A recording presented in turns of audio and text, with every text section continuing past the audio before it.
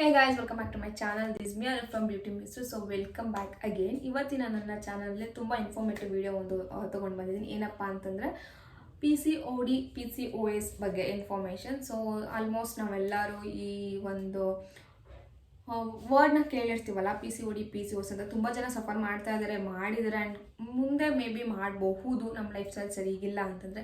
So ಈ PCOD ಅಂದರೆ ಏನು, PCOS ಅಂದರೆ ಓವರಿಯಲ್ಲಿ ಇಂಬ್ಯಾಲೆನ್ಸ್ ಆದರೆ, ಅಂದರೆ ನಮ್ಮ ಓವರೀಸಲ್ಲಿ ಇಂಬ್ಯಾಲೆನ್ಸ್ ಆದರೆ ನಾವು PCOD ಅಥವಾ PCOS ಅಂತ ಕರಿತೀವಿ. ಸೊ ಇದು ಓವರಿಯನ್ ಡಿಸೀಸ್ ಅಥವಾ ಓವರಿಯನ್ ಸಿಂಡ್ರೋಮ್ ಅಂತ ಹೇಳ್ಬಿಟ್ಟು. ಸೊ ಓವರೀಸಲ್ಲಿ ಆಗುವಂಥ ಇಂಬ್ಯಾಲೆನ್ಸ್ನ ನಾವು PCOD ಅಥವಾ PCOS ಅಂತ ಕರಿತೀವಿ.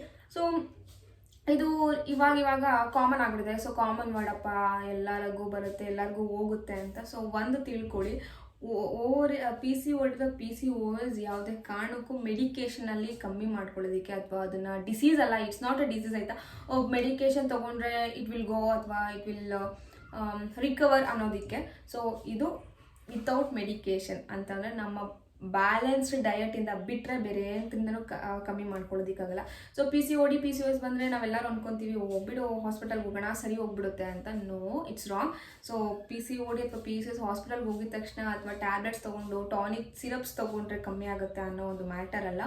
ಇಟ್ಸ್ ಅ ಸೀರಿಯಸ್ ಮ್ಯಾಟರ್ ಇವಾಗ. ಯಾಕಂದರೆ ಇದು ರೀಪ್ರೊಡಕ್ಷನ್ ಅಥವಾ ಕನ್ಸೀವ್ ಆಗೋದಕ್ಕೆ, ಪ್ರೆಗ್ನೆನ್ಸಿ ಆಗೋದಕ್ಕೆ ತುಂಬ ಅಫೆಕ್ಟ್ ಮಾಡುತ್ತೆ. ಸೊ ಬಿ ಕೇರ್ಫುಲ್ ಗರ್ಲ್ಸ್, ನಿಮ್ಮ ಲೈಫ್ ಸ್ಟೈಲ್ನ ಚೇಂಜ್ ಮಾಡ್ಕೊಳ್ಳಿ. ಇದೆಲ್ಲ ಏನಕ್ಕೆ ಬರುತ್ತೆ ಅನ್ನೋದಕ್ಕೆ ರೀಸನ್ ಬಂದರೆ ನಮ್ಮ ಲೈಫ್ ಸ್ಟೈಲ್. ಸೊ ನಾವು ಪ್ರಾಪರ್ ಡಯಟ್ನ ಮಾಡ್ತಾ ಇಲ್ಲ, ಹೆಲ್ದಿ ಫುಡ್ನ ತಿಂತಾ ಇಲ್ಲ. ಇವಾಗ ಹೆಲ್ದಿ ಫುಡ್ ಆಬ್ವಿಯಸ್ಲಿ ನಾವು ತಿನ್ನೋಕ್ಕೆ ಚಾನ್ಸೇ ಇಲ್ಲ ಬಿಡಿ. ಮನೇಲಿ ಮಾಡಿಕೊಂಡ್ರೆ ಅಥವಾ ಮನೇಲಿ ಹಿಂದೆಗಡೆ ವೆಜಿಟೇಬಲ್ಸ್ ಫ್ರೂಟ್ಸ್ ಆಗಿರೋ ಬೆಳ್ಕೊಂಡ್ರೆ ಮಾತ್ರ ನಮಗೆ ಹೆಲ್ದಿ ಫುಡ್ ಅಥವಾ ಹೆಲ್ದಿ ಡಯಟ್ನ ಮಾಡ್ಕೊಳ್ಳೋಕ್ಕೆ ಆಗೋದು. ಸೊ ಜಂಕ್ ಫುಡ್ ಆಬ್ವಿಯಸ್ಲಿ ನಾವು ಸ್ಕೂಲ್ ಕಾಲೇಜ್ಗೆ ಹೋಗ್ಬೇಕಾದ್ರೆಲ್ಲ ಜಂಕ್ ಫುಡ್ ಅಂತೂ ಕನ್ಸ್ಯೂಮ್ ಮಾಡ್ತೀವಿ, ಇವಾಗಲೂ ಕನ್ಸ್ಯೂಮ್ ಮಾಡ್ತೀವಿ. ಸೊ ಜಂಕ್ ಫುಡ್ಡಿಂದ ಪ್ರಾಪರ್ ಬ್ಯಾಲೆನ್ಸ್ ಡಯಟ್ ಇಲ್ಲದೆ ಇರೋದ್ರಿಂದನೂ ಆಗುತ್ತೆ. ಆ್ಯಂಡ್ ಒಂದು ಎಕ್ಸಸೈಸ್ ಮಾಡಲ್ಲ ನಾವು, ಲಾಟ್ಸ್ ಆಫ್ ವಾಟರ್, ಅದು ತುಂಬ ನೀರು ಕುಡಿಯಲ್ಲ. ಯೋಗ, ಸೊ ನಿಮ್ಗೆ ಎಕ್ಸಸೈಸ್ ಮಾಡೋಕ್ಕಾಗಿಲ್ಲ ಇನ್ ದ ಸೆನ್ಸ್ ಅಂದರೆ ಯು ಕ್ಯಾನ್ ಗೋ ಫಾರ್ ಯೋಗ ಅಲ್ಲ, ಯೋಗನಾದರೂ ಮಾಡ್ಬೋದು. ನಾವು ಅದನ್ನೂ ಮಾಡ್ತಾಯಿಲ್ಲ.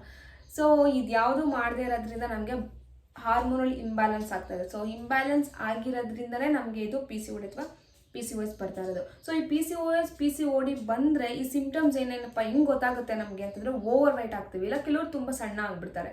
ಸೊ ಓವರ್ ವೆಯ್ಟ್ ಆಗುತ್ತೆ ಅಂದರೆ ಸಡನ್ನಾಗಿ ದಪ್ಪ ಆಗಿಬಿಡೋದು, ಏನಕ್ಕೆ ಅಂತ ಗೊತ್ತಾಗಲ್ಲ. ಆಮೇಲೆ ಫ್ಯಾಟ್, ಸ್ಟೊಮಕ್ ಹತ್ರ ಅಥವಾ ಬೆಲ್ಲಿ ಫ್ಯಾಟ್ ಆಗೋದು, ಹೊಟ್ಟೆ ದಪ್ಪ ಆಗೋದು, ಮತ್ತು ಎಕ್ಸಸ್ ಆಫ್ ಹೇರ್ ಗ್ರೋತ್. ಕೆಲವ್ರಿಗೆ ಏನಾಗುತ್ತೆ, ಕೂದಲು ತುಂಬ ತಿಕ್ಕಾಗಿ ಬೆಳೆದ್ಬಿಡುತ್ತೆ, ಇನ್ನು ಕೆಲವ್ರು ತುಂಬ ತಿನ್ನಾಗ್ಬಿಡುತ್ತೆ.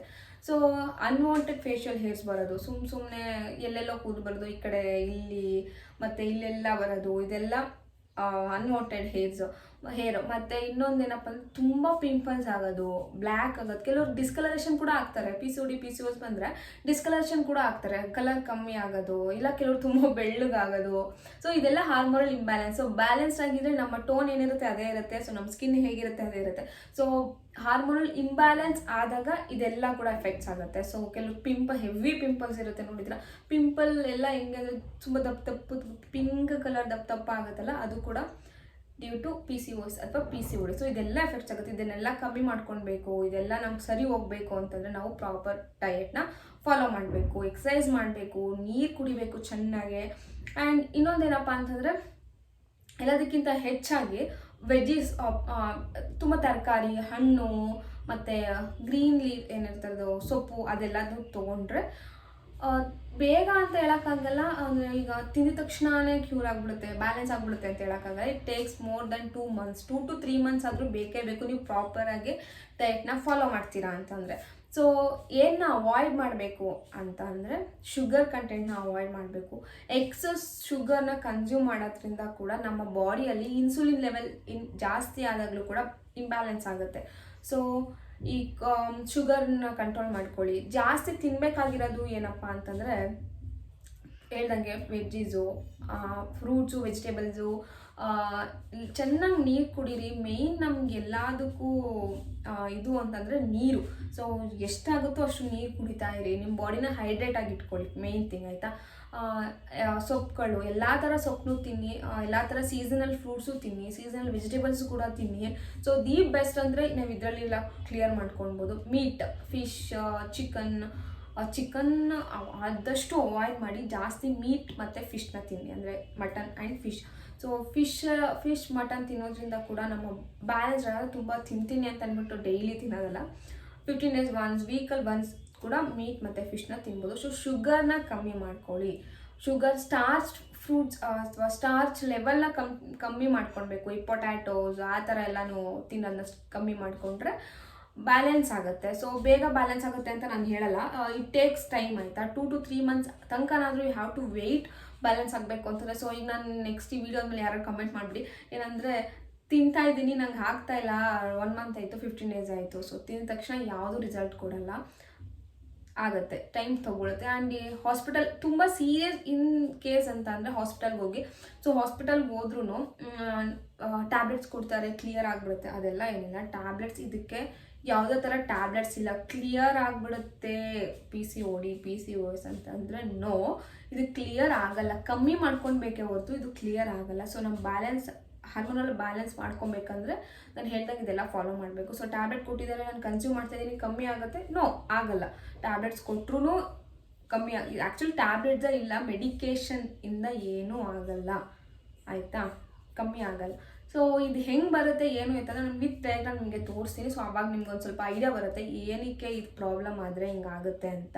ಓಕೆ, ಅದು 2 ovaries, ನಮಗೆ 2 ovaries ಏನಿದೆ ಅದನ್ನು ನಾನು ಡಯಾಗ್ರಾಮಲ್ಲಿ ಬರ್ತೀನಿ. ಸೊ ಈ ಡಯಾಗ್ರಾಮ್ ಮೂಲಕ ನಾನು ನಿಮಗೆ ಒಂದು ಇನ್ಫಾರ್ಮೇಷನ್ ಕೊಡ್ತೀನಿ, ಸೊ ದಟ್ ನಿಮಗೆ ಅರ್ಥ ಆಗುತ್ತೆ ನಾನು ಆವಾಗಲೇ ಏನು ಹೇಳಿದೆ ಅದೆಲ್ಲ.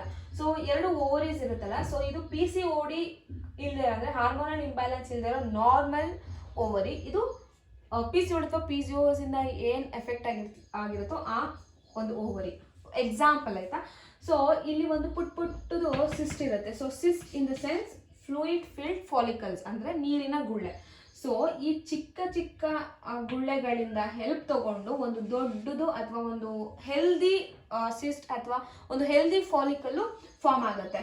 ಸೊ ಇದು ಎಲ್ಲ ಹೆಲ್ಪ್ ತಗೊಂಡು ಇದೊಂದು ಫಾಲಿಕಲ್ಲು ಫಾರ್ಮ್ ಆಗುತ್ತೆ. ಸೊ ಈ ಫಾಲಿಕಲಿಂದ ನಮಗೆ ಎಗ್ ರಿಲೀಸ್ ಆಗುತ್ತೆ, ಅಂದರೆ ಮೊಟ್ಟೆ ರಿಲೀಸ್ ಆಗುತ್ತೆ ಅಲ್ವಾ. ಸೊ ಇದು PCOD ಏನು ಅಂದರೆ ಹಾರ್ಮೋನಲ್ ಇಂಬ್ಯಾಲೆನ್ಸ್ ಎಫೆಕ್ಟ್ ಆಗದೆ ಇರುವಂಥ ಒಂದು ಓವರಿ. ಇದು ಎಫೆಕ್ಟ್ ಆಗಿರುವಂಥ ಓವರೀಸ್, ಆಯಿತಾ. ಸೊ ಇಲ್ಲಿ ಚಿಕ್ಕ ಸಿಸ್ಟ್ ಇದ್ದರೆ ಇಲ್ಲಿ ದೊಡ್ಡ ಸಿಸ್ಟ್ ಇರುತ್ತೆ, ಅಂದರೆ ದಪ್ಪು ಗುಳ್ಳೆಗಳಿರುತ್ತೆ, ದಪ್ಪದು ನೀರ್ಗುಳ್ಳೆ ಇರುತ್ತೆ. ಸೊ ನೀರ್ಗುಳ್ಳೆ ಇರೋದ್ರಿಂದ ಒಂದು ಡಾಮಿನೆಂಟ್ ಅಥವಾ ಒಂದು ಹೆಲ್ದಿ ಫಾಲಿಕಲ್ ಫಾರ್ಮ್ ಆಗೋದಕ್ಕೆ ಇದು ಯಾವುದು ಬಿಡಲ್ಲ, ಯಾಕಂದರೆ ಇದೇ ತುಂಬ ದಪ್ಪ ಇರುತ್ತಲ್ವ. ಸೊ ಸಪೋರ್ಟ್ ಕೊಡ್ತಾ ಇಲ್ಲ ಇದು ಒಂದು ಹೆಲ್ದಿ ಫಾಲಿಕಲ್ ಫಾರ್ಮ್ ಆಗೋದಕ್ಕೆ.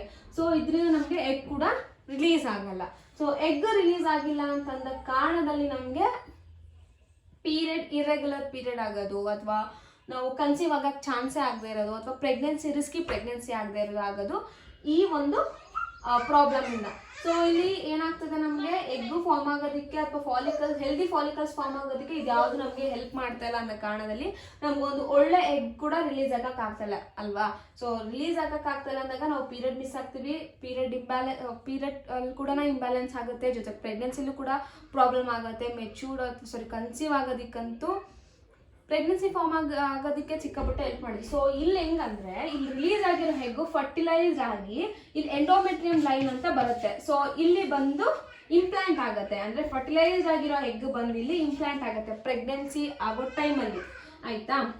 ಸೊ ಇಲ್ಲೇನಾಗುತ್ತೆ, ಎಗ್ ಕೂಡ ರಿಲೀಸ್ ಆಗ್ತಾಯಿಲ್ಲ, ಫರ್ಟಿಲೈಸ್ ಆಗೋಕ್ಕೂ ಕೂಡ ಹೆಲ್ಪ್ ಆಗ್ತಾ ಇಲ್ಲ ಅನ್ನೋ ಕಾರಣದಲ್ಲಿ ನಮಗೆ ಫರ್ಟಿಲಿಟಿ ಕೂಡ ಹೆಲ್ಪ್ ಆಗುತ್ತೆ. ಅಟ್ಲೀಸ್ಟ್ ನಮ್ಮ ಎಗ್ಗು ಫರ್ಟಿಲೈಸ್ ಆಗಿಲ್ಲ ಅಂತಂದಾಗ at least period has to come ಅಲ್ವಾ. ಸೊ ಪೀರಿಯಡ್ ಕೂಡ ಬರ್ತಾ ಇಲ್ಲ ಅಂದರೆ ಏನರ್ಥ, ಇಲ್ಲಿ ಈ ಓವರೀಸಲ್ಲಿ ಎಫೆಕ್ಟ್ ಆಗ್ತಿದೆ, PCOD PCOS ಇದೆ. ಸೊ ಪ್ರಾಪರ್ ಬ್ಯಾಲೆನ್ಸ್ ಇಲ್ಲ ಅಥವಾ ಪ್ರಾಪರ್ ಹಾರ್ಮೋನಲ್ ಇಂಬ್ಯಾಲೆನ್ಸ್ ಇಲ್ಲ ಅಂದರೆ ಇದೆಲ್ಲ ಎಫೆಕ್ಟ್ ಆಗುತ್ತೆ. So this is what called PCOD ಅಥವಾ PCOD ಇದು ಕಾರಣದಲ್ಲೂ ಕೆಲವ್ರು ಕನ್ಸೀವ್ ಆಗ್ತಾರೆ ಅಂತಂದರೆ ಇಟ್ಸ್ ನಾಟ್ ಹೆಂಗೋ ಆಗೋಯ್ತು ಅಥವಾ PCOD ಕ್ಲಿಯರ್ ಆಗಿಬಿಟ್ಟಿದೆ ಅಂತಲ್ಲ. PCOD ಅಲ್ಲಿ ನಮಗೆ ಇಮ್ಮೆಚ್ಯೂರ್ಡ್ ಎಗ್ ಅಥವಾ ಏನು ಹೇಳ್ತಾರೆ, ತುಂಬ ಮೆಚ್ಯೂರ್ಡ್ ಆಗಿರೋ ಎಗ್ಗು ಇನ್ ದ ಕೇಸ್ ಆದ್ರೂ ಇಲ್ಲಿ PCOD ಇದ್ದವರಿಗೆ ಒಂದು ಎಗ್ ರಿಲೀಸ್ ಆಗಿ ಫರ್ಟಿಲೈಸ್ ಆದರೂ ಇಟ್ಸ್ ನಾಟ್ ಮೆಚ್ಯೂರ್ಡ್ ಎಗ್, ಆಯಿತಾ. ಮೆಚ್ಯೂರ್ಡ್ ಆಗಿರೋ ಎಗ್ ಅಲ್ಲ, ಇಮ್ಮೆಚ್ಯೂರ್ಡ್ ಎಗ್ ರಿಲೀಸ್ ಆಗಿ ನಮಗೆ ಫರ್ಟಿಲೈಸ್ ಆಗೋದು. ಸೊ ಅದಕ್ಕೆ ನಾವು ಗ್ಯಾರಂಟಿ ಕೊಡೋಕ್ಕಾಗಲ್ಲ. PCOD ಇದ್ದ ಪ್ರೆಗ್ನೆನ್ಸಿ ಆದರೆ ಇಟ್ಸ್ ಗುಡ್, ಬಟ್ ಗ್ಯಾರಂಟಿ ಕೊಡೋಕ್ಕಾಗಲ್ಲ. ಅದು ಯಾವಾಗ ಬೇಕಾದರೂ ಅಬಾರ್ಷನ್ ಆಗ್ಬೋದು, ಮಿಸ್ಕ್ಯಾರೇಜ್ ಆಗ್ಬೋದು, ಅಥವಾ ಪ್ರೆಗ್ನೆನ್ಸಿ ರಿಸ್ಕಿ ಇರ್ಬೋದು. ಇನ್ನು ಕೆಲವು ಪ್ರೀಮೆಚೂರ್ಡ್ ಬೇಬಿ ಕೂಡ ಆಗುತ್ತೆ. ಸೊ PCOD ಇದ್ದವ್ರಿಗೆ ಆಲ್ಮೋಸ್ಟ್ ಪ್ರೀಮೆಚೂರ್ಡ್ ಬೇಬಿ ಅಥವಾ 3 to 4 months ಇರುತ್ತೆ, ಮಿಸ್ಕ್ಯಾರೇಜ್ ಆಗಿಬಿಡುತ್ತೆ, ಝೈಗೋಟು ಆ ಥರ ಎಲ್ಲ ಇರುತ್ತೆ. So this is what PCOD effects. So PCOD ಈಗ ಕನ್ಸೀವ್ ಆದ್ರೂ ಇಟ್ಸ್ ಇಮ್ಮೆಚೂರ್ಡ್ ಅಥವಾ ಪ್ರೀಮೆಚೂರ್ಡ್ ಎಗ್, ಮೆಚೂರ್ಡ್ ಆಗದೆ ಇರೋ ಎಗ್ನ ಫರ್ಟಿಲೈಸ್ ಆಗಿ ಬಂದರೆ ಅದು ಕನ್ಸೀವ್ ಆಗೋದಕ್ಕೆ ಹೆಲ್ಪ್ ಮಾಡುತ್ತೆ. ಬಟ್ 100% ಶೋರ್ ಅಥವಾ 100% ಗ್ಯಾರಂಟಿ ಕೊಡೋಕ್ಕಾಗಲ್ಲ PCOD ಇದ್ರವ್ರಿಗೂ ಪ್ರೆಗ್ನೆನ್ಸಿ ಆದರೆ. ಸೊ PCODಲಿ 10% ಒಬ್ರಿಗೆ PCOD ಎಫೆಕ್ಟ್ ಆದರೆ ಅದು ತುಂಬ ಪ್ರಾಬ್ಲಮ್ಯಾಟಿಕ್ ಅಂತ ಹೇಳೋಕ್ಕಾಗಲ್ಲ. ಬಟ್ PCOS ಇದ್ದವರು PCOS ಇದ್ದವ್ರಿಗೆ ಇಲ್ಲಿ ಒಬ್ರಿಗೆ PCOD ಬಂದರೆ 10 ಜನದಲ್ಲಿ ಇವ್ರಿಗೆ 2 ಅಥವಾ 3 ಜನಕ್ಕೆ PCOS ಇರುತ್ತೆ. 10 ಅಂದರೆ ಇದು ತುಂಬ ರಿಸ್ಕಿ ಅಂತ. ಸೊ ಇದರಲ್ಲಿ PCODಯಲ್ಲಿ ಅಟ್ಲೀಸ್ಟ್ ಇಮ್ಮೆಚೂರ್ಡ್ ಎಗ್ಗಾದರೂ ರಿಲೀಸ್ ಆಗಿ ಫರ್ಟಿಲೈಸ್ ಆಗುತ್ತೆ. ಬಟ್ PCOS ಅಲ್ಲಿ ಎಗ್ಗೆ ರಿಲೀಸ್ ಆಗ್ತಾ ಇಲ್ಲ. ಸೊ ನಾನು ಹೇಳ್ದೆ ಅಲ್ವಾ, ಎಗ್ ರಿಲೀಸ್ ಆಗೋಕ್ಕೆ ಪ್ರಾಬ್ಲಮ್ ಆಗ್ತಾ ಇದೆ ಅಂತಂದರೆ ಅದು PCOS. ಸೊ ಇಮ್ಮೆಚೂರ್ಡ್ ಎಗ್ಗಾದರೂ ರಿಲೀಸ್ ಆಗ್ತಂದರೆ ಅದು PCOD. ಸೊ PCOS ಎರಡಕ್ಕೂ ಕಂಪೇರ್ ಮಾಡಿದ್ರೆ PCOS ತುಂಬ ರಿಸ್ಕಿ ಅಂತಲೇ ಹೇಳ್ಬೋದು. PCOD ಇಟ್ಸ್ ಓಕೆ ಬಟ್ ಆದ್ರೂ we have to be we should ಅಥವಾ ನಾವು ಕೇರ್ ಮಾಡಲೇಬೇಕಾಗಿರುವಂಥ ವಿಷಯ ಇವೆರಡೂ ಕೂಡ. ನೀವು ಸ್ವಲ್ಪ ಮಟ್ಟಿಗೆ ಎಫೆಕ್ಟ್ ಮಾಡಿದ್ರೆ ಇದು ತುಂಬ ಎಫೆಕ್ಟ್ ಮಾಡ್ತಿದೆ ಅನ್ನೋದಕ್ಕಿಂತ ಕೇರ್ ಮಾಡ್ಕೊಳ್ಬೇಕು. ಸೊ PCOSಲ್ಲೂ ಕೂಡ ತುಂಬ ಪ್ರಾಬ್ಲಮ್ಯಾಟಿಕ್ ಅಥವಾ ತುಂಬ ಹಿಂಸೆ ಆಗುವಂಥ ವಿಷಯಗಳು ಇರ್ತವೆ. ಬಟ್ PCODಲಿ ತಕ್ಕ ಮಟ್ಟಿಗೆ ಓಕೆ ಅಂತ ಅನ್ಬೋದು. ಈಗ 100%ಗೆ ಒಂದು 20% PCOD ಓಕೆ ಬೆಟರ್ ಅಂತ ಅನ್ಬೋದು. ಬಟ್ PCOS ತುಂಬ ಎಫೆಕ್ಟ್ ಮಾಡ್ತಾರೆ. ಎಗ್ಗೆ ರಿಲೀಸ್ ಆಗ್ತಾ ಇಲ್ಲ, ಅಲ್ಲಿ ನಮ್ಮ ಫರ್ಟಿಲಿಟಿಗೆ ಪ್ರಾಬ್ಲಮ್ ಆಗುತ್ತೆ, ನಮ್ಮ ಪೀರಿಯಡ್ಗೆ ಪ್ರಾಬ್ಲಮ್ ಆಗುತ್ತೆ. ಸೊ PCOS ಇದ್ರೂ ಪ್ರಾಬ್ಲಮ್ ಆಗುತ್ತೆ. But we should be very very very very careful. Pregnancy ಯಾರಿಗೆ ಬೇಕು ಅಥವಾ ಪ್ರೆಗ್ನೆಂಟ್ ಆಗೋರು 30 years ಒಳಗಡೆ ಪ್ರೆಗ್ನೆನ್ಸಿ ಪ್ಲ್ಯಾನ್ ಮಾಡ್ಕೊಳ್ಳಿ. ಯಾಕಂದರೆ ಸೊ ಇಲ್ಲಿ PCOD ಅಥವಾ PCOS ಇದ್ದರೆ ಇಲ್ಲದೆ ಇದ್ರೂ ಏನಾಗುತ್ತೆ ಅಂದರೆ ನಮಗೆ ಸಿಸ್ಟ್ ಅಥವಾ ಫಾಲಿಕಲ್ಸ್ ನಾರ್ಮಲ್ ಆಗಿ ಫಾರ್ಮ್ ಆಗ್ತಾ ಇರುತ್ತೆ. ಪಾಲಿ ಅಂದರೆ ತುಂಬ ಫಾರ್ಮ್ ಆಗ್ತಾ ಇರುತ್ತೆ. ಬಟ್ ಆಫ್ಟರ್ 30 years ಆದಮೇಲೆ ನಮಗಲ್ಲಿ ಫಾರ್ಮ್ ಆಗೋದು ಸ್ವಲ್ಪ ರೇರ್ ಆಗ್ಬೋದು ಅಥವಾ ಕಮ್ಮಿ ಆಗ್ಬೋದು, ಮಿನಿಮಲೈಸ್ ಆಗ್ಬೋದು. ಸೊ ಯಾರಾದರೂ ಪ್ರೆಗ್ನೆನ್ಸಿ ಪ್ಲ್ಯಾನ್ ಮಾಡ್ತಿದ್ರೆ ನಾನು 33 yearsಗೆ ಮಾಡ್ಕೊಡ್ತೀನಿ ಅಥವಾ 34 yearsಗೆ ಮಾಡ್ಕೊತೀನಿ ಅನ್ನೋರು ಬಿ ವೆರಿ ಕೇರ್ಫುಲ್. ಯಾಕಂದರೆ ಲೈಫ್ ಇಸ್ ನಾಟ್ ನಾವು ಹೆಂಗೆ ಅಂದ್ಕೊತೀವಿ ಹಂಗಾಗಲ್ಲ. ಅದು ಎಲ್ಲೂ ಹೆಲ್ತ್ ವಿಷಯದಲ್ಲಿ we can't guess. So be very very very careful. 30 years below 30 years conceive ಆಗೋದಕ್ಕೆ ಅಥವಾ ಪ್ರೆಗ್ನೆನ್ಸಿ ಪ್ಲ್ಯಾನ್ ಮಾಡ್ಕೊಳ್ಳೋದಕ್ಕೆ ಯೋಚನೆ ಮಾಡಿ. ಅದಾದಮೇಲೆ ನೀವು ಮಾಡ್ಕೊತೀನಿ ಅಂದರೂ ಆಗಲ್ಲ. ಆಮೇಲೆ ಇನ್ನೊಂದು, ಪ್ರೆಗ್ನೆನ್ಸಿ ಬೇಡ ಅಥವಾ ನನಗೆ ಕನ್ಸೀವ್ ಆಗಿದ್ದೀನಿ ಬಟ್ ನನಗೆ ಬೇಡ ಅಂತ ಡಿಸೈಡ್ ಮಾಡೋರು think more than 100 times. Because ಏನಾಗಿದೆ ಅಂದರೆ ಆ್ಯಕ್ಚುಲಿ ನನಗೆ ಒಂದೇ ಓವರಿ ಇರೋದು. ಟು ಬಿ ಫ್ರ್ಯಾಂಕ್ ಏನಂತಂದರೆ ಅಪೆಂಡಿಕ್ಸ್ ಜೊತೆಗೆ ನನಗೆ ಟ್ಯೂಬ್ ರಪ್ಚರ್ ಆಗಿತ್ತು. ಸೊ ಟ್ಯೂಬ್ ರಪ್ಚರ್ ಆಗಿದ್ದು ಹೆಂಗೆ ಅಂದರೆ ಎಕ್ಟೋಪಿಕ್ ಆಗಿತ್ತು. So when egg comes fertilise ಆಗಿರೋ ಎಗ್ಸ್ ಇಲ್ಲಿ ಎಂಡೋಮೆಟ್ರಿಯಮ್ ಲೈನ್ ಹತ್ರ ಬಂದು ಬರಬೇಕಿತ್ತು. ಬಟ್ ನನಗೆ ಫರ್ಟಿಲೈಸ್ ಆಗಿರೋ ಎಗ್ಗು ಈ ಟ್ಯೂಬ್ ಏನಿದೆ, ದಿಸ್ ಇಸ್ ಕಾಲ್ಡ್, ನಾವು ಇದನ್ನು ಫೆಲೋಪಿಯನ್ ಟ್ಯೂಬ್ ಅಂತ ಕರಿತೀವಿ. ಇಲ್ಲೇನಿದೆ ಈ ಟ್ಯೂಬ್ಸ್ ಇರುತ್ತೆ ಈ ಥರ. ಸೊ ಇದು ಫೆಲೋಪಿಯನ್ ಟ್ಯೂಬ್ ಅಂತ ಕರಿತೀವಿ. ಸೊ ಫರ್ಟಿಲೈಸ್ ಆಗಿರೋ ಎಗ್ಗು ನನಗೆ ಇಲ್ಲೇ ಉಳ್ಕೊಂಡ್ಬಿಟ್ಟಿತ್ತು. ಸೊ ಇಲ್ಲೇ ಉಳ್ಕೊಂಡ್ರೆ ಝೈಗೋಟ್ ಏನಿರುತ್ತೆ ಅದು ಗ್ರೋತ್ ಆಗೋದಕ್ಕೆ ನನಗೆ ಹೆಲ್ಪ್ ಮಾಡ್ತಾ ಇರಲಿಲ್ಲ. ಯಾಕಂದರೆ ಫೆಲೋಪಿಯನ್ ಟ್ಯೂಬ್ ಸಣ್ಣ ಇರುತ್ತೆ, ಗ್ರೋತ್ ಆಗೋದಕ್ಕೆ ಹೆಲ್ಪ್ ಮಾಡಿದ್ರೆ. ಸೊ ಇದು ಟ್ಯೂಬ್ ರಪ್ಚರ್ ಆಗಿದೆ. ಸೊ ಈ ರಪ್ಚರ್ ಆಗಿರೋದ್ರಿಂದ ಇಲ್ಲೇ ಒಂದು ಸ್ಟಿಚ್ಚು, ನನಗೆ ಇಲ್ಲಿ ಒಂದು ಸ್ಟಿಚ್ ಆಗಿದೆ. ಸೊ ನನಗಿರೋದು ಒಂದೇ ಓವರಿ. ನಾನು ಕೇರ್ಫುಲ್ಲಾಗಿರ್ಬೇಕು, ಯಾಕಂದರೆ ಇರೋದೇ ಒಂದು ಓವರಿ ಅಂತ ಅಂದ್ಬಿಟ್ಟು. ನನಗೂ PCOS ಇತ್ತು ಸಾರಿ. ಸೊ ಓವರ್ಕಮ್ ಮಾಡ್ಕೊಂಡಿದ್ದೀನಿ ಅದರಿಂದ ನಾನು. ಸೊ ಯಾರಿಗಾದ್ರೂ ಬೇಡ ಅನ್ನೋರು, ಪ್ಲ್ಯಾನ್ ತುಂಬ ವೇಸ್ ಇದೆ. ಇಫ್ ನನಗೆ ಕನ್ಸೀವ್ ಆಗೋದೇ ಬೇಡ ಅಂತ ಅನ್ನೋರು, ಬಟ್ ಕನ್ಸೀವ್ ಆದಮೇಲೆ ಥಿಂಕ್ 100 times ಏನಾದರೂ ಮಾಡ್ಕೊಳ್ಳೋದಕ್ಕೂ ಮೊದಲು ಕನ್ಸಲ್ಟ್ ಮಾಡಿ ಡಾಕ್ಟರ್ನ. ಇಟ್ಸ್ ನಾಟ್ ಗುಡ್ ಪದೇ ಪದೇ ನಾನು ಮಿಸ್ಕ್ಯಾರೇಜ್ ಆಗೋ ಥರ ಅಥವಾ ಪ್ರೆಗ್ನೆನ್ಸಿ ಬೇಡ ಅನ್ನೋ ಥರ ಟ್ಯಾಬ್ಲೆಟ್ ತೊಗೋತೀನಿ ಅನ್ನೋದು. ಸೊ ನನಗಿರೋದು ಒಂದೇ ಟ್ಯೂಬು. ಸೊ ಒಂದೇ ಟ್ಯೂಬಲ್ಲಿ ಐ ಶುಡ್ ಮ್ಯಾನೇಜ್. ಸೊ ಅದಕ್ಕೆ ಬೇಗ ಏನೇ ಮಾಡಬೇಕಾದ್ರೂ ಅರ್ಜೆಂಟ್ ಮಾಡ್ಕೊಳ್ತೀನಿ, ನಿಧಾನಕ್ಕೆ ಯೋಚನೆ ಮಾಡಿ ಮಾಡ್ಕೊಳ್ಬೇಕು ಅಂತ. ಸೊ ಈ ಒಂದು ಟ್ಯೂಬಲ್ಲೇ ಮ್ಯಾನೇಜ್ ಆಗ್ತಾಯಿದೆ. ಹಾಗೆ PCOS ಇರೋರು ಕೂಡ ಯೋಚನೆ ಮಾಡಬೇಕಾಗತ್ತೆ. ಯಾಕಂದರೆ ಇವಾಗಿನ ಜನ್ರೇಷನ್ ಅಥವಾ ಇವಾಗಿನ ಸಿಚುವೇಶನ್ ಚೆನ್ನಾಗಿಲ್ಲ. ಸೊ 30 years ಒಳಗಡೆ ಪ್ರೆಗ್ನೆನ್ಸಿ ಪ್ಲ್ಯಾನ್ ಮಾಡ್ಕೊಳ್ಳಿ. ಹೆಲ್ದಿ ಫುಡ್ನ ತಿನ್ನಿ, ಹೆಲ್ದಿ ಡಯಟ್ನ ಫಾಲೋ ಮಾಡಿ, ಹೆಲ್ದಿ ಲೈಫ್ ಸ್ಟೈಲ್ನ ಲೀಡ್ ಮಾಡಿ ಅಂತ ಹೇಳಕ್ಕೆ ಇಷ್ಟಪಡ್ತೀನಿ. So this is what PCOD or PCOS. So ಎಲ್ರಿಗೂ ಅರ್ಥ ಆಗಿದೆ ಅಂತ ಅಂದ್ಕೊಳ್ತೀನಿ PCOD PCOS ಇಂದ ಏನೇನು ಪ್ರಾಬ್ಲಮ್ ಆಗುತ್ತೆ ಅಂತ. ಸೊ ಈ ಡಯಾಗ್ರಾಮಲ್ಲಿ ಎಕ್ಸ್ಪ್ಲೈನ್ ಮಾಡಿರೋದು ನಿಮ್ಗೆ ಅರ್ಥ ಆಗಿದೆ ಅಂತ ಅಂದ್ಕೊಳ್ತೀನಿ. ಸೊ ಯಾರಿಗಾದರೂ ಇನ್ನೂ ಡೌಟ್ ಇದ್ದರೆ you can text me in Instagram or Facebook or comment ಸೆಕ್ಷನಲ್ಲಿ ಟೆಕ್ಸ್ಟ್ ಮಾಡ್ಬೋದು. ನನ್ನ ಕೈಲಿ ಆದಷ್ಟು ನಾನು ಹೆಲ್ಪ್ ಮಾಡ್ತೀನಿ. ಆ್ಯಂಡ್ ಇನ್ನೊಂದು ನನಗೆ ಗೊತ್ತಿರೋ ಅಷ್ಟು ನಾನು ಹೇಳಿದ್ದೀನಿ, ಯಾಕಂದರೆ ನನಗೆ ಸಿಕ್ಕಾಪಟ್ಟೆ ಇಷ್ಟ ಸೈನ್ಸ್ ಅಂದರೆ. ಸೊ ಅದ್ರ ಮೂಲಕ ನನಗೇನು ಗೊತ್ತು ಅದನ್ನು ಎಕ್ಸ್ಪ್ಲೈನ್ ಮಾಡಿದ್ದೀನಿ. I have to go through once ಏನಾದರೂ ಹೇಳಬೇಕಂದ್ರೆ. ಸೊ ನಾನು ಇದನ್ನು ಆಲ್ರೆಡಿ ಒಂದ್ಸಲ ಓದ್ಕೊಂಡು ಮತ್ತೆ ಸರ್ಚ್ ಮಾಡಿ ನಾನು ನಿಮಗೆ ಎಕ್ಸ್ಪ್ಲೈನ್ ಮಾಡ್ತಾಯಿದ್ದೆ. ನನಗೆ ಗೊತ್ತಿರೋ ಅಷ್ಟು ಐ ಥಿಂಕ್ ನಿಮ್ಗೆ ಹೆಲ್ಪ್ ಆಗಿದೆ ಅಂತ ಅಂದ್ಕೊತೀನಿ. ಸೊ ಇವಾಗ ನಾನು ಹೇಳಿದ್ದು ನಿಮ್ಗೆ ಅರ್ಥ ಆಗಿದೆ ಅಂತ ಅಂದ್ಕೊಳ್ತೀನಿ ವಿತ್ ಡಯಾಗ್ರಾಮ್. ಸೊ ಯಾರಿಗಾದರೂ ಹೆಲ್ಪ್ ಆಗಿದೆ, ನನಗೆ ಹೆಲ್ಪ್ ಆಯಿತು ಅಂತ ಒಂದು ಕಮೆಂಟ್ ಸೆಕ್ಷನಲ್ಲಿ ಮೆಸೇಜ್ ಮಾಡಿ ಅಥವಾ ಲೈಕ್ ಮಾಡಿ, ಶೇರ್ ಮಾಡಿ, ಕಮೆಂಟ್ ಮಾಡಿ.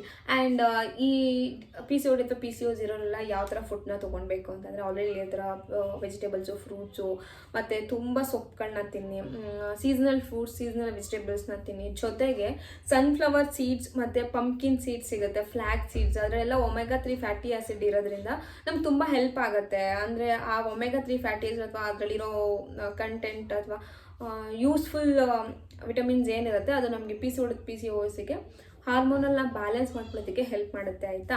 ಸೊ ಮತ್ತು ಅವಾಯ್ಡ್ ಮಾಡಬೇಕಾಗಿರೋ ಏನು, ಆ್ಯಕ್ಚುಲಿ ಫಿಶ್ ಮೀಟ್ ಕೂಡ ತಿನ್ಬೋದು, ಬಟ್ ಸ್ವಲ್ಪ ಚಿಕನ್ನ ಅವಾಯ್ಡ್ ಮಾಡಿ. ಯಾಕಂದರೆ ಚಿಕನ್ನ ದಪ್ಪ ಮಾಡೋದಕ್ಕೆ ಅಥವಾ ಚಿಕನ್ ದಪ್ಪ ಆಗೋದಕ್ಕೆ ಇಂಜೆಕ್ಟ್ ಮಾಡ್ತಾರೆ. ಸೊ ಆ ಇಂಜೆಕ್ಷನ್ ಕೆಟ್ಟದ್ದಲ್ಲ. ಸೊ ಅದಕ್ಕೆ ಸ್ವಲ್ಪ ಚಿಕನ್ನ ಅವಾಯ್ಡ್ ಮಾಡಿ. ಮಟನ್ ಮತ್ತು ಫಿಶ್ನ ತಿನ್ನಿ, ಮೀಟ್ ಆ್ಯಂಡ್ ಫಿಶ್ನ ತಿನ್ನಿ ಜಾಸ್ತಿ.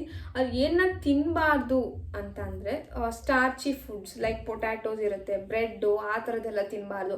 ಫರ್ಮೆಂಟೇಷನ್ ಮಾಡಿರೋದು, bread in the sense fermentation ಮಾಡಿರ್ತಾರಲ್ಲ, ಸೊ ಬ್ರೆಡ್ಡು ಮತ್ತು ಪೊಟ್ಯಾಟೋಸ್ನ ತಿನ್ನೋದನ್ನ ಕಮ್ಮಿ ಮಾಡಿ. ಜೊತೆಗೆ ಆಯಿಲ್ ಫುಡ್, ಈ ಡೀಪ್ ಫ್ರೈ ಆಗಿರೋದು ಅಥವಾ ಈ ಜಂಕ್ ಫುಡ್ ಆಗಿರೋದು ಅದೆಲ್ಲ ತಿನ್ನೋದನ್ನು ಸಿಕ್ಕಾಪಟ್ಟೆ ಅವಾಯ್ಡೇ ಮಾಡಬೇಡಿ ಕಂಪ್ಲೀಟಾಗೆ. ಆ್ಯಂಡ್ ಇನ್ನೊಂದೇನಪ್ಪ ಅಂತಂದರೆ ಈ ಪ್ರಿಸರ್ವೇಟಿವ್ಸ್ ಆ್ಯಡ್ ಮಾಡಿರಲ್ಲ, 0% ಶುಗರು ಅಥವಾ ಶುಗರ್ಲೆಸ್ ಅಂತ ಹೇಳ್ತಾರೆ, ಇಲ್ಲ ಶುಗರ್ ಫ್ರೀ ಅಂತ ಹೇಳ್ತಾರಲ್ಲ, ಅದನ್ನೆಲ್ಲ ಕಂಟೆಂಟ್ನ ಅವಾಯ್ಡ್ ಮಾಡಿ. ಇದು ಫಾಂಟಾ ಮತ್ತು ಮೆರಿಂಡಾ, ಅದು ಏನೇನೋ ಬರುತ್ತೆ, ಪ್ರಿಸರ್ವ್ಡ್ ಕೋಕೋ-ಕೋಲಾ ಆ ಥರ, ಅದನ್ನೆಲ್ಲ ಅವಾಯ್ಡ್ ಮಾಡಿ. ಫ್ರೈಡ್ ಐಟಮ್ಸ್ನ ಕಂಪ್ಲೀಟಾಗಿ ಅವಾಯ್ಡ್ ಮಾಡಿ. ಯಾಕಂದರೆ ಆಯಿಲ್ ಕಂಟೆಂಟ್ ನಮ್ಮ ಹೆಲ್ತ್ನ ಸಿಕ್ಕಾಪಟ್ಟೆ ಹಾಳು ಮಾಡುತ್ತೆ, ಅದು ಒಂದು. ಸೊ ರೆಗ್ಯುಲರ್ ಪೀರಿಯಡ್, ಸೊ ಇದರಿಂದ ಇನ್ನೂ ಎಫೆಕ್ಟ್ಸ್ ಆಗುತ್ತೆ PCODಯಿಂದ. ಹೆವಿ ಬ್ಲೀಡಿಂಗ್ ಆಗೋದು ಇದೆಲ್ಲ ಆಗುತ್ತೆ. So be very careful. ನಿಮ್ಮ ಹೆಲ್ತ್ ಯಾರಿಗಾದ್ರೂ ಇವಾಗ ಗೊತ್ತಾಗಿದ್ದರೆ ಅಥವಾ ಅನ್ನಿಸ್ತಿದ್ರೆ, ಫೀಲ್ ಆಗ್ತಿದ್ರೆ ನನಗೆ PCOD PCOS ಇದೆ ಅಂತ, ಬಿ ವೆರಿ ಕೇರ್ಫುಲ್, ಆಯಿತಾ. ಸೊ ಹಾಸ್ಪಿಟಲ್ಗೆ ಹೋಗಿ ತುಂಬ ಸೀರಿಯಸ್ ಅಂತ ಇದ್ದರೆ ನೀವು ಹೆಲ್ದಿ ಲೈಫ್ ಸ್ಟೈಲ್ನ ಲೀಡ್ ಮಾಡಿ. ಇವಾಗ ಏನು ಲೈಫ್ ಸ್ಟೈಲ್ ಲೀಡ್ ಮಾಡ್ತಾರೆ, change it for your self. ನಿಮಗೋಸ್ಕರ ಚೇಂಜ್ ಮಾಡ್ಕೊಳ್ಳಿ, ಯಾರಿಗೋಸ್ಕರನೂ ಅಲ್ಲ, ನಿಮಗೋಸ್ಕರ ಚೇಂಜ್ ಮಾಡಿಕೊಂಡು ಲೈಫ್ನ ಲೀಡ್ ಮಾಡಿ. ಸೊ ಈ ಒಂದು ಇನ್ಫಾರ್ಮೇಷನ್ ನಿಮ್ಮೆಲ್ರಿಗೂ ಇಷ್ಟ ಆಗಿದೆ ಅಂತ ಅಂದ್ಕೊಂಡಿದ್ದೀನಿ. ನಾನು ಕೆಲವ್ರಿಗೆ ಯೂಸ್ಫುಲ್ ಆಗಿದೆ ಅಂತಲೂ ಅಂದ್ಕೊಂಡಿದ್ದೀನಿ. ಸೊ ಯೂಸ್ಫುಲ್ ಆಗಿದ್ರೆ, ಇಷ್ಟ ಆಗಿದ್ರೆ ಪ್ಲೀಸ್ ಲೈಕ್ ಮಾಡಿ, ಶೇರ್ ಮಾಡಿ ಆ್ಯಂಡ್ ಕಮೆಂಟ್ ಮಾಡಿ. ಸೊ ಯಾರೆಲ್ಲ ಇನ್ನೂ ಸಬ್ಸ್ಕ್ರೈಬ್ ಮಾಡ್ಕೊಂಡ್ರೆ ಪ್ಲೀಸ್ ಸಬ್ಸ್ಕ್ರೈಬ್ ಮಾಡ್ಕೊಳ್ಳಿ. So thanks for watching guys, bye.